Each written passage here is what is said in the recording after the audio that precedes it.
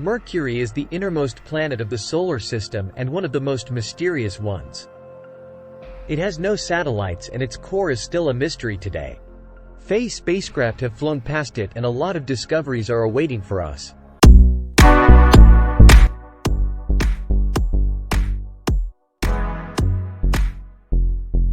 Welcome back on the SpaceInfo channel. Today we'll continue a series that we left some time ago, exploring our solar system.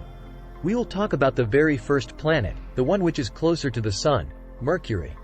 Its diameter is 4,800 kilometers and its mean distance from the Sun is 0.39 astronomical units. Do you know what's an astronomical unit? It's about 150 million kilometers, and that's the mean distance between the Sun and Earth.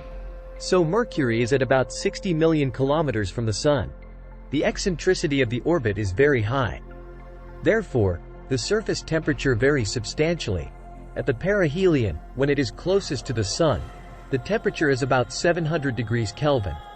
At the aphelion, it is 100 degrees Kelvin lower.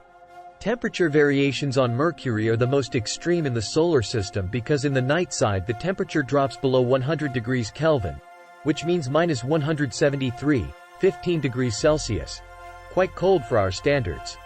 Mercury's relatively small size and proximity to the Sun, which give it low gravity and high temperature, are the reasons for its lack of atmosphere. There is a layer made up of atoms blasted off the surface by the solar wind. The tenuous atmosphere is composed mainly of oxygen, sodium, and helium. The atoms quickly escape into space and are constantly replenished. The absence of an atmosphere is another contributing factor that makes the temperature on Mercury drop very rapidly after sunset. Mercury's surface is marked by craters and larger circular areas, caused by impacts of minor bodies. The craters are 3,000 to 4,000 million years old, indicating that the surface is old and undisturbed by continental drift or volcanic eruptions. Most of Mercury's surface is covered by old and heavily cratered plains, but there are some areas that are less saturated and the craters are less than 15 kilometers in diameter. The precession of the perihelion of Mercury is more than 0.15 degrees per century. When the Newtonian perturbations are subtracted, there remains an excess of 43 seconds. This is fully explained by the general theory of relativity. The explanation of the perihelion precession was one of the first tests of the general theory of relativity. Mercury is always found in the vicinity of the Sun. Observations are difficult because Mercury is always seen in a bright sky and close to the horizon. Moreover, when closest to the Earth in the inferior conjunction, the dark side of the planet is towards us. As late as in the beginning of the 1960s, it was believed that Mercury always turns the same side toward the Sun. Finally, the rotation period was established by radar scanning. One revolution around the Sun takes 88 days.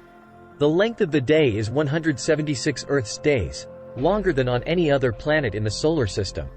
The rotational axis is almost perpendicular to the orbital plane. Therefore, it is possible that, close to the poles, there are areas where the temperature is permanently below the freezing point. Radar echoes from the surface of Mercury show several anomalously reflective features at the north and south poles. Some of these areas can be addressed to the craters, the bottoms of which are permanently in shadow. One candidate of the radar bright features is water ice that has survived in the permanent shadow. The only relevant data concerning the interior of Mercury were obtained during the Mariner 10 spacecraft flyby between 1974 and 1975.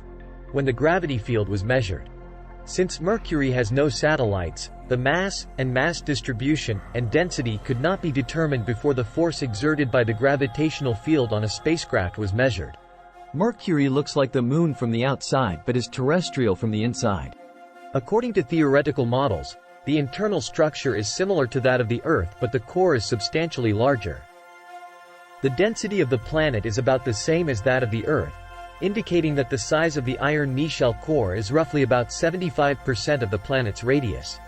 Mercury has a weak magnetic field, about 1% as strong as that of the Earth.